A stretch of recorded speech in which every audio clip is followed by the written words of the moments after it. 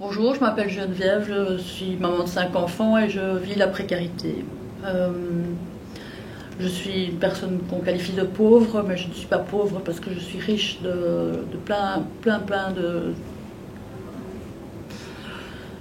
de choses que j'ai apprises de ma précarité. Parce que être pauvre, c'est vivre au jour le jour, c'est vivre l'intelligence à temps plein. Euh, c'est son repos. Euh, je fais partie des groupes de travail citoyennes avec lesquels on discute des problématiques liées aux politiques, qu'elles soient belges ou européennes. C'est très important de travailler ensemble pour arriver à conclure des accords qui permettraient de pouvoir vivre chacun dignement. Il existe les rencontres européennes auxquelles je tiens énormément parce que ça me permet de rencontrer des personnes d'autres pays qui vivent exactement les mêmes choses que moi, parfois même pire que moi, parce que la Belgique est quand même un pays où la sécurité sociale existe encore un peu, de moins en moins à cause de l'austérité. Et c'est important pour moi de le savoir et de pouvoir comparer aussi les mécanismes qui rendent les gens pauvres, parce que c'est des mécanismes qui nous rendent pauvres. On n'est pas né pauvre, on n'a pas fait exprès. Quand je suis née, ma maman a dit tu seras pauvre. Pardon. L'Europe a mis en place des outils pour essayer de nous aider, les piliers sociaux. Dans les piliers sociaux, il faut des choses fortes aussi, mais il ne faut pas qu'elles soient que sur papier, il faut qu'elles soient mises en œuvre obligatoirement, avec des sanctions à l'appui, des sanctions financières, comme ils le font pour les politiques économiques, pour que ça puisse marcher réellement sur le terrain. Je pense au pilier social sur la santé, je pense au pilier social sur les revenus, sur le travail, sur les conditions de travail, sur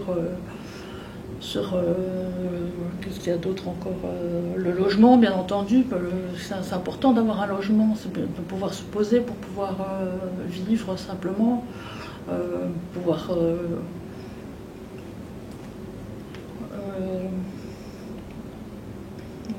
des services aussi, des services compétents, des services publics compétents, qu'on puisse pouvoir se bouger dans la ville, avoir des bus et des trams qui fonctionnent, qui ne sont pas trop chers pour que tout le monde puisse les utiliser, que les enfants puissent aller à l'école tous les jours,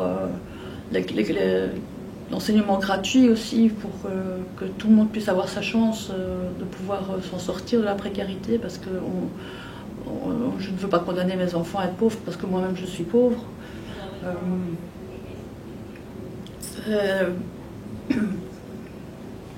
L'Europe ne réussira à nous remettre confiance que si elle applique des lois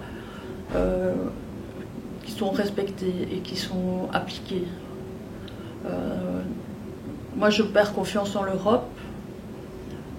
Je me souviens, le début de l'Europe, j'étais encore jeune, je me voyais pouvoir voyager de pays en pays allègrement, parce que je ne voyais pas encore que c'était plus économique. Là maintenant, l'Europe interdit même les gens de rentrer ou les oblige de sortir. Enfin, c'est inadmissible, on est au XXIe siècle. Je pense que l'argent est là, l'argent existe. L'argent n'est pas que dans les banques, il faut le sortir des banques, il faut le faire vivre. Enfin, c'est comme nous, on a besoin de vivre aussi. Il faut arrêter de nous mettre dans des cartons et nous dire qu'on va bien finir par crever. C'est clair qu'on va finir par crever plus vite que vous, c'est clair. D'ailleurs, les personnes parmi nous sont mortes parce que justement vos politiques sont mal menées. Tous les jours, des gens meurent à la rue, tous les jours...